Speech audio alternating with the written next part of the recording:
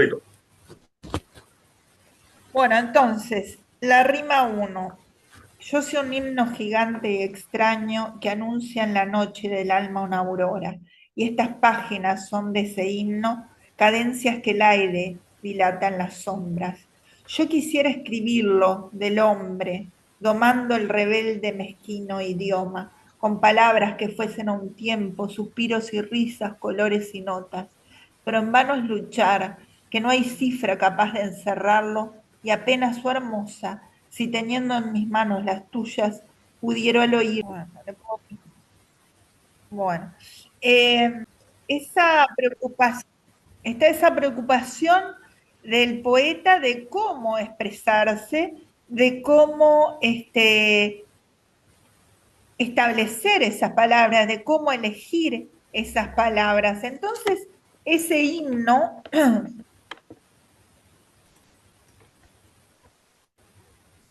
es una metáfora de justamente ese poetizar, ese cantar. Muchas veces el canto está aliado y desde sus orígenes al género.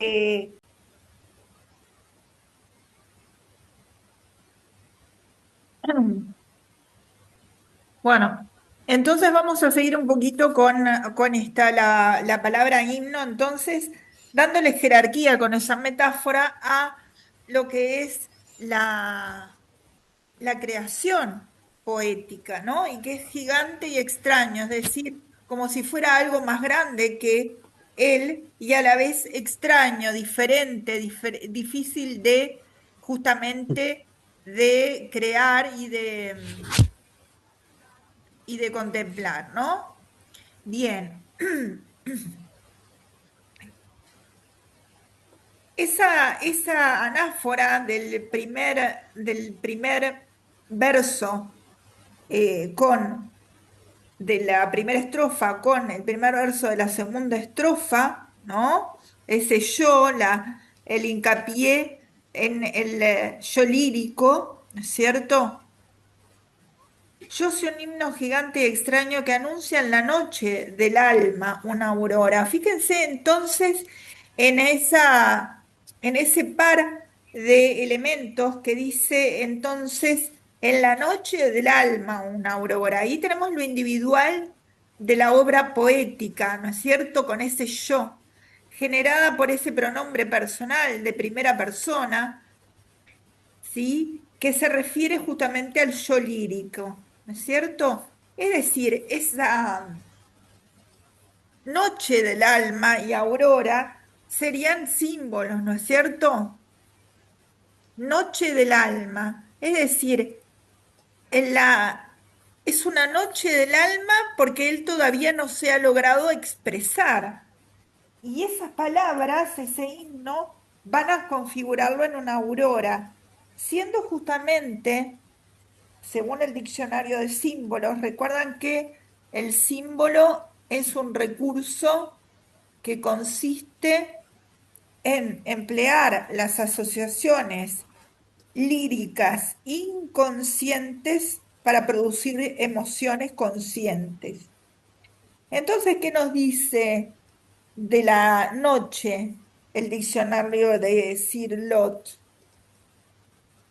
En la página 332 nos dice: la noche está relacionada con el principio pasivo, lo femenino y el inconsciente. Es decir, que esta noche del alma es justamente referida simbólicamente a esa inexpresividad que él no logra expresar, ¿no es cierto? Eh, Dice, Hesíodo le dio el nombre de madre. Bueno, eso no, como estado previo, no es aún de día, pero lo promete y prepara. ¿Tá? La noche tiene el mismo sentido que el color negro y la muerte en la doctrina tradicional. Y por otro lado, el simbolismo de la aurora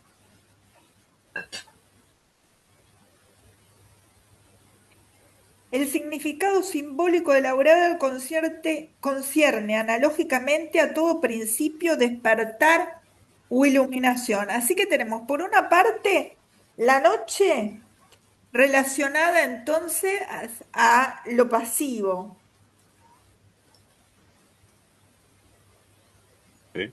e inconsciente. Y en cambio, el significado simbólico de la aurora concierne analógicamente a todo principio, despertar o iluminación. Son antitéticos, Ahí va. Ahí está. Entonces, ¿qué opuestos. dice ella? Él, perdón. Que en la noche del alma, ese himno anuncia una aurora, ¿está? Que anuncia en la noche del alma una aurora. Es decir, que por medio de la palabra se llega, y la composición poética, se llega a una aurora, es decir, a una nueva forma de expresividad, a una nueva forma de mensaje, a una nueva forma de expresión de sentimientos.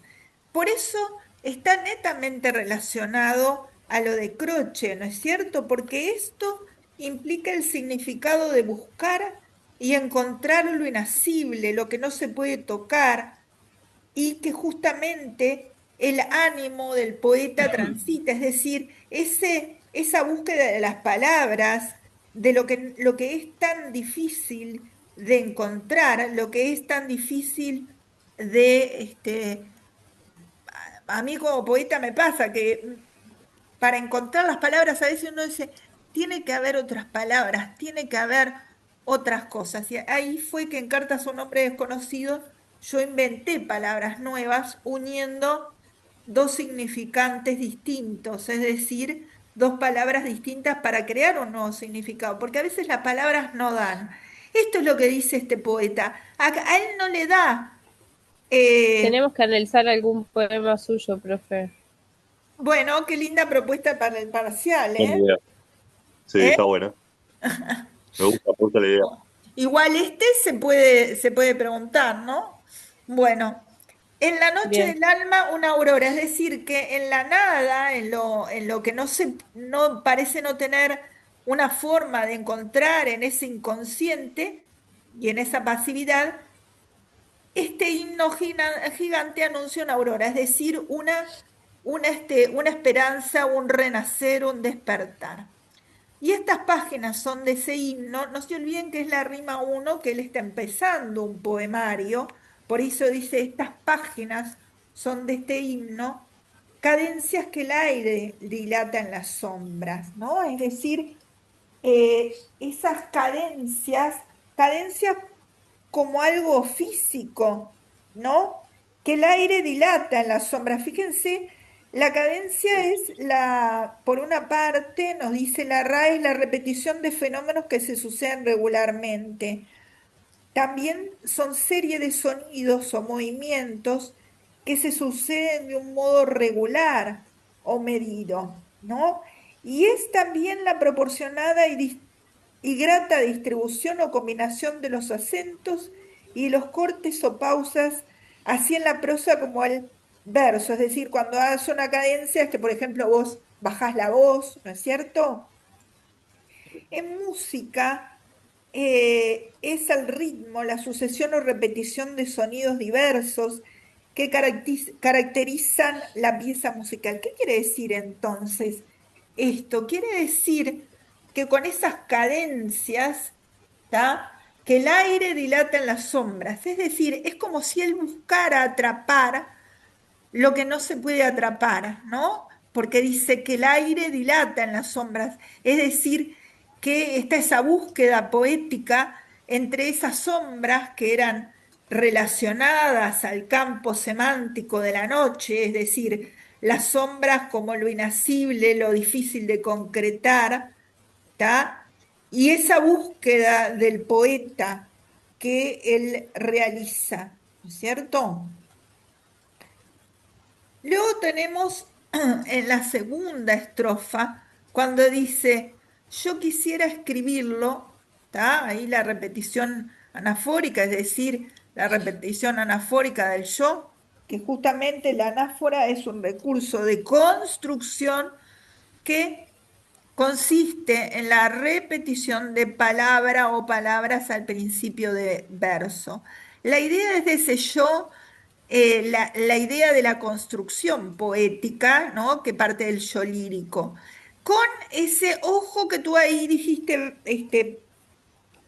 eh, Gerardo, dijiste ese verbo. En realidad es una perífrasis verbal, ¿no es cierto? Porque Sí, dice, sí. acá me faltó Quisiera escribir, poner perdón. noche. ¿Cómo? Quisiera escribirlo, es la perífrasis, está bien, sí, sí. Ahí está. Entonces hay una perífrasis verbal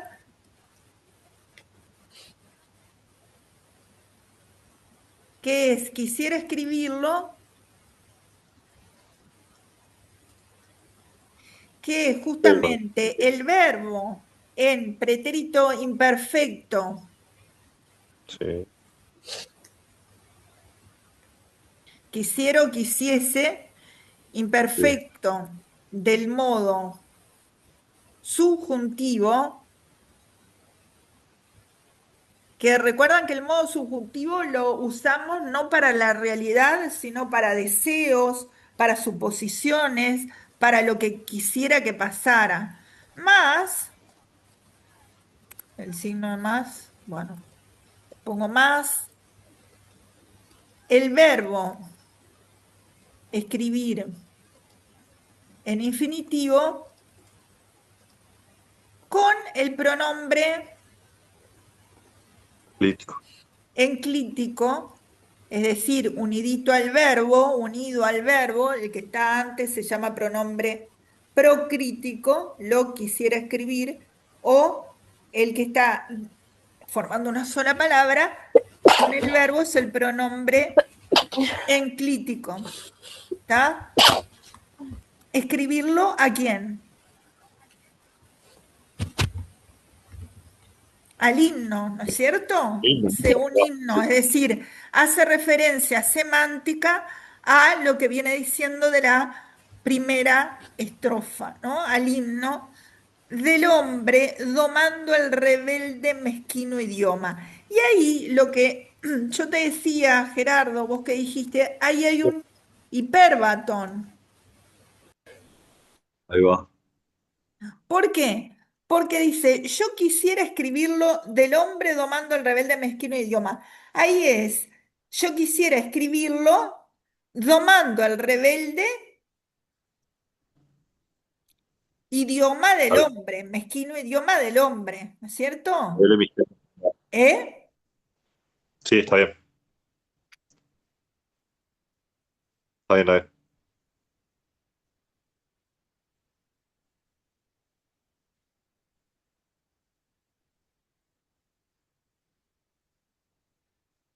Del hombre.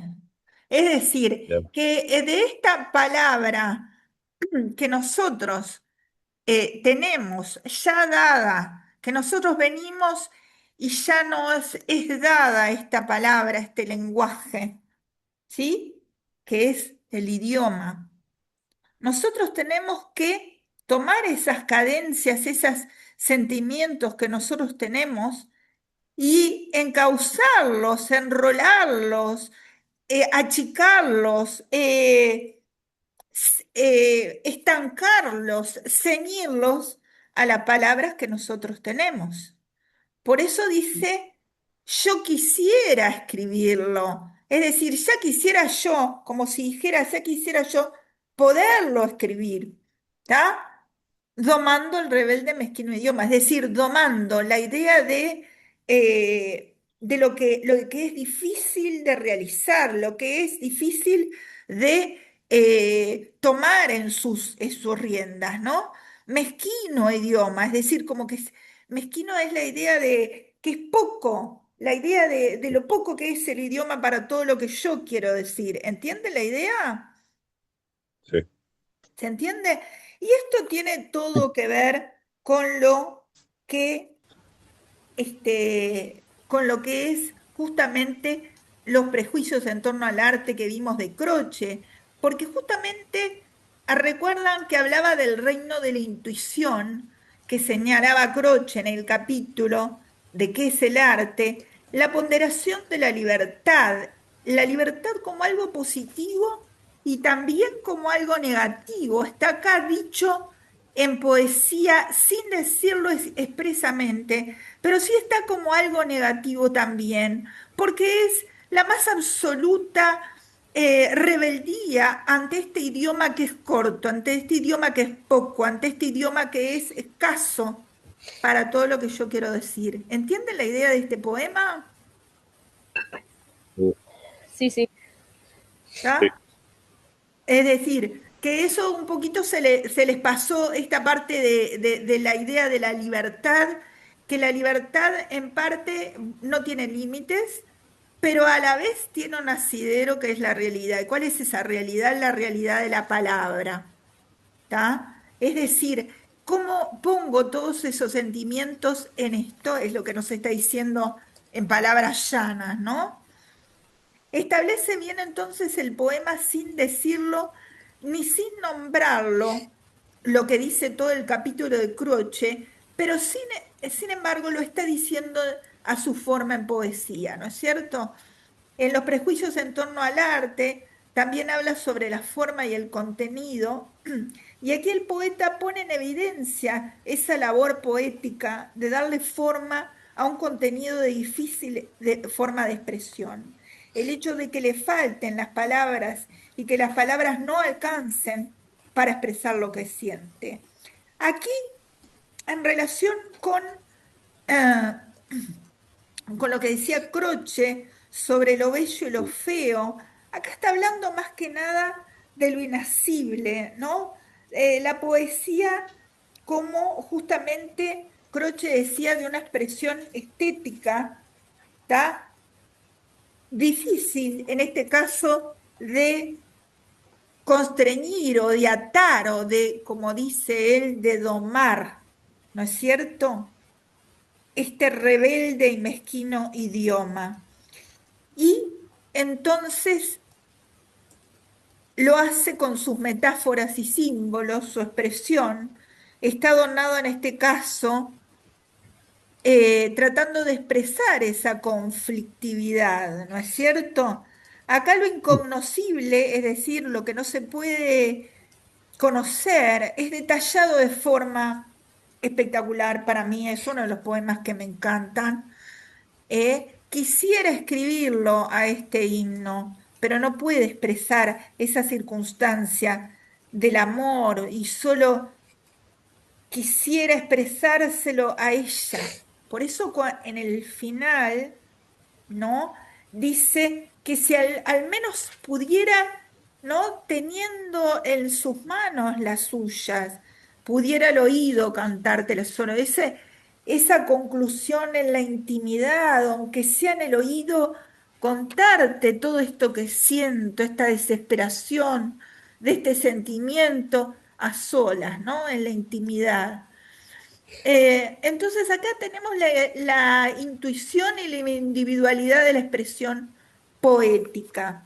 También es importante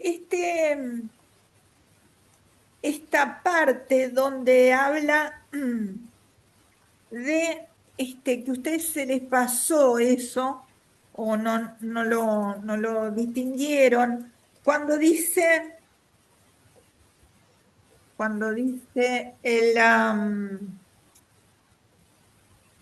cuando habla sobre suspiros y risas, colores y notas. Ahí tenemos una pareja de 2 a 2, ¿no es cierto? Suspiros y risas. El suspiro también algo ligado a lo aéreo, a lo humano, a lo que es la expresión vital, al poder respirar, ¿no es cierto? Y suspiros y risas, es decir, la alegría, ¿sí? Tenemos una imagen entonces ligada a lo que es la respiración, el aire, el amor y las risas, la expresividad. Y luego después hay una coma y dice, colores y nota. Los colores entonces, como esa imagen visual que a la vez está amalgamada, no dice color rojo o color determinado, sino que dice entonces colores y notas, ¿no es cierto? Como si Sí, ese amor fueran todos los colores, no un color. Tenemos entonces una imagen visual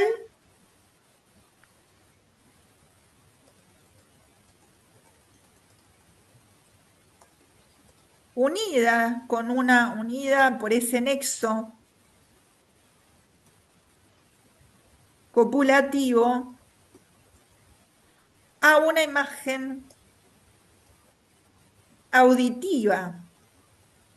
digo, Es decir, mediante estas imágenes, él trata de expresar todo lo que quiere que fuera la palabra, porque dice, con palabras que fuesen a un tiempo suspiros y risas, colores y notas. Es decir, que él quisiera, ¿qué cosa? Que la palabra pudiera tener al mismo tiempo lo mismo que cuando se suspira, es decir, la esencia vital, la risa, la alegría, la imagen visual de los colores y las notas, es decir, lo auditivo, es decir, todo junto quisiera él que fuera la palabra. Es majestuoso, esto es de una sensibilidad, bueno, por algo Becker es uno de los mejores de todos los tiempos, ¿no? Es decir, qué forma tan increíble de decir lo que tan difícil parecía de entender en Croce, ¿o no? sí, ¿No? Es decir, cómo nos dice mucho más fácilmente, si se quiere, y mucho más a lo que es la expresión, a lo que es el impacto sensorial de lo que es la expresividad del lenguaje y lo difícil que es el acto de creación de un poema. ¿Tá? ¿Qué quiere que fueran él? Entonces, suspiros, risas, colores y notas. Que esas palabras entonces fueran mucho más de lo que son. ¿Tá? En este rebelde y mezquino idioma. ¿Tá? Pero en vano es luchar. ¿Por qué en vano es luchar? Porque en vano es luchar con este lenguaje. Fíjense que acá está el elemento de la lucha, ¿no? En vano es luchar, es decir, es inútil. Ya acá estamos en la tercera estrofa, en vano es luchar. Es decir, no se puede con estas palabras de tan difícil comprensión. Ustedes saben que las palabras tienen ciertos significados, pero ¿cómo salir de esos significados? ¿Cómo salir de esta única expresión? Por eso entonces es que yo había inventado esto de entreverar palabras, porque como ustedes ya saben que lo dieron en lingüística, toda palabra tiene un significante que es la palabra en sí o la idea de la palabra y un significado. Pero este significante con este significado cobra a lo largo del tiempo un sentido fijo. Es decir, si yo quiero usar una palabra nueva, o la tengo que inventar, es decir, crear un neologismo, ¿tá? Que son las palabras inventadas, o yo tengo que usar dos palabras o más para querer decir lo que yo quiero significar, si lo que yo quiero significar trasciende a lo lingüístico. No sé si me explico. sí, ¿Sí? sí, sí, Es sí, decir, claro. a ver, ¿qué me ibas a decir, Gerardo? ¿Eh? No, no, eso, que hay determinados, bueno, puede ser cualquier cosa, ¿no? Puede ser pensamientos, puede ser situaciones que no se pueden transmitir mediante una sola palabra. No, no, no sucede eso. Este, piensan, porque veo que el alemán tiene mucho de eso, ¿no? De unir diferentes sustantivos para crear como un super sustantivo. Pero en Ahí está. español no es tan habitual, ¿no? Sí, bueno, del inglés viene Ah, mucho la mezcla de palabras también, ¿no? Es decir, que ellos mezclan dos palabras y, total. y tienen otro significado también. Entonces, ¿qué dice? Pero en vano es luchar, es decir, esa lucha consigo mismo, esa lucha con el idioma, esa lucha por decir lo que él verdaderamente quiere decir, que no hay cifra capaz de encerrarlo, es decir, no hay manera, no hay, metafóricamente hablando, encerrar. ¿Vieron esa palabra? También entonces un verbo, eh, Crítico. un, ¿eh? Un verbo Por ejemplo, que es, en este caso es infinitivo con el pronombre el enclítico. enclítico que se refiere a quién, ese lo, tercera persona del singular. Ese lo hace referencia a el humano luchar que no hiciste capaz de encerrarlo. A esta imposibilidad del lenguaje, ¿no? Ahí está, a lo que viene hablando en la segunda estrofa, el Ahí va, mezquino idioma. Está ahí hablando va, del idioma, ¿está? el idioma. Pero en vano es luchar, que no hay cifra, es decir, no hay manera, no hay modo capaz de encerrarlo. Y apenas, es decir, es como si el poeta dijera, bueno, no puedo con todos sentimientos. ¿Y qué quiero? Ahí entonces, fíjense que, pero en vano es luchar, que no hay cifra capaz de encerrarlo. Ahí tenemos un encabalgamiento abrupto. Recuerdan que el otro día vimos del encabalgamiento como ese recurso de construcción que consiste en la falta de eh, identificación de lo que es el contenido semántico con el métrico, es decir, en el sentido métrico trasciende el verso, ¿tá? Y en el sentido semántico dice, domando el rebel, Ajá. perdón, me fui ahí, eh, capaz de encerrarlo, ¿no es cierto? Es decir, que capaz de encerrarlo, no hay cifra, no voy a poner todo el verso, Sí. no hay cifra, es la última parte de un verso y sigue en el otro, capaz de encerrarlo. Pero ahí hay una coma, es decir, que cambia el sentido, por eso es abrupto. Hasta ahí es un sentido, ¿no? Y luego pone la conjunción copulativa ahí. Y apenas, entonces ahí cambia lo que está diciendo.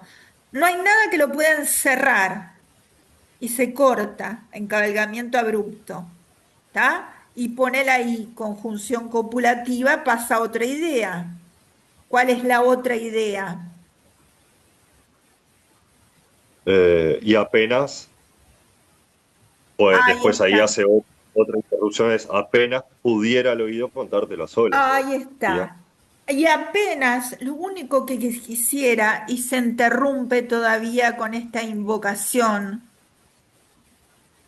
a su amada. Oh, hermosa. Y ahí tenemos todos los signos de la invocación. Una invocación siempre tiene los signos de interrogación, de Exclamación. exclamación. ¿Cómo se llama esta palabra?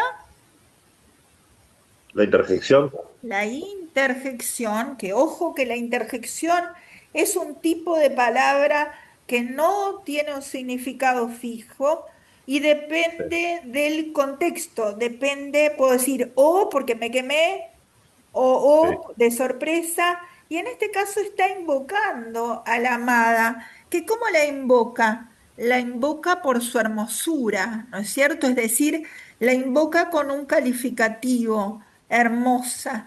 Vieron que como los grandes poetas no dicen alto, bajo, si es rubia, si tiene los ojos claros, sino les llamo hermosa, como una generalidad, ¿no es cierto? Que hace abarcativa la poesía, entonces a más de un elemento, ¿no es cierto? En este caso, de una mujer. Sí, este sí es el sí condicional, es decir, la conjunción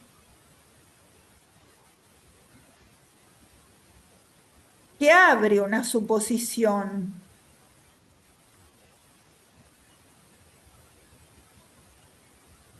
¿Tá?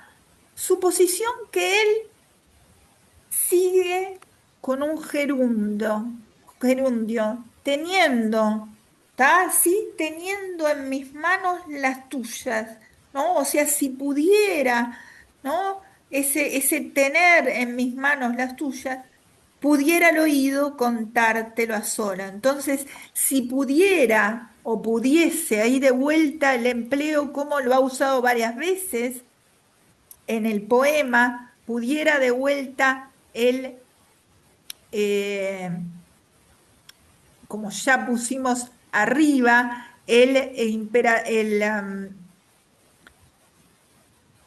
modo subjuntivo en el pretérito imperfecto,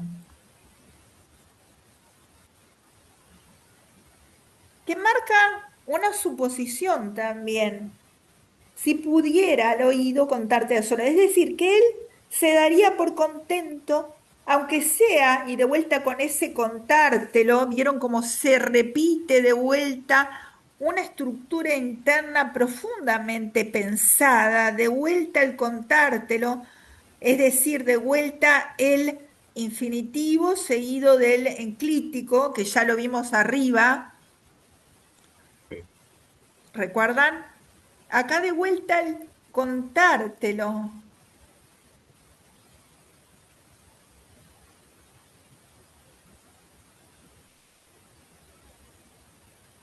Acá tenemos, en este caso, contar más te, que sería el de segunda persona, contártelo a ti.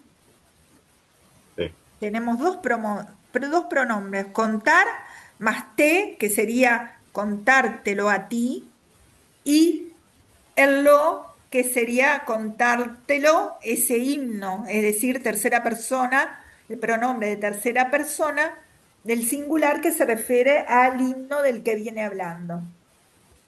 ¿Sí? A solas ese sentimiento de vuelta, de intimidad, de lo que solo dedica a la amada, ¿no es cierto? Entonces ese sí es la suposición introducida entonces por esa conjunción que señala el deseo, ¿no es cierto? El deseo de lo que él quisiera hacer, ¿no es cierto? Bien. Y Se dice que luego, ahí sí, oigo. perdón, profe, pregunta. El sí para usted alcanza tanto al gerundio como al subjuntivo. ¿Son las dos cosas?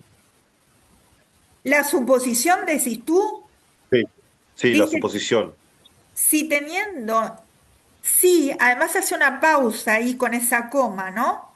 Pero Sí. sabemos que es un sí condicional porque no tiene el tilde, no es un adverbio de No, no. afirmación, ¿no es Eso cierto? estamos totalmente de acuerdo. Eso estás de acuerdo, porque si Sí, fuera sí, el... totalmente de acuerdo. A mí Exacto, lo que me queda duda es del alcance de la posibilidad o de la condición. Está el bien. alcance de Ok. la condición va hasta solas. Si Está. teniendo en mis manos las tuyas, pudiera al oído contarte la sura, pudiera al oído contarte ese himno, ¿tá? Sí, sí. Por eso ese sí abre la condición, ¿tá? Bien, Que lo que es bien. significativo es esa pausa, esa coma, ¿tá? Muy bien. Quería remarcar, además, sobre el capítulo que habíamos puesto de puesto en el arte, en el espíritu y la sociedad humana, el arte, según la página 58 de Croce, habíamos visto que justamente se distingue del llamado mundo físico como espiritualidad y de la actividad práctica y moral y conceptual como intuición. Y acá justamente está puesto en verso justamente ese espíritu de la intuición, ¿no es cierto? De lo que no se puede decir por inasible. ¿Tá?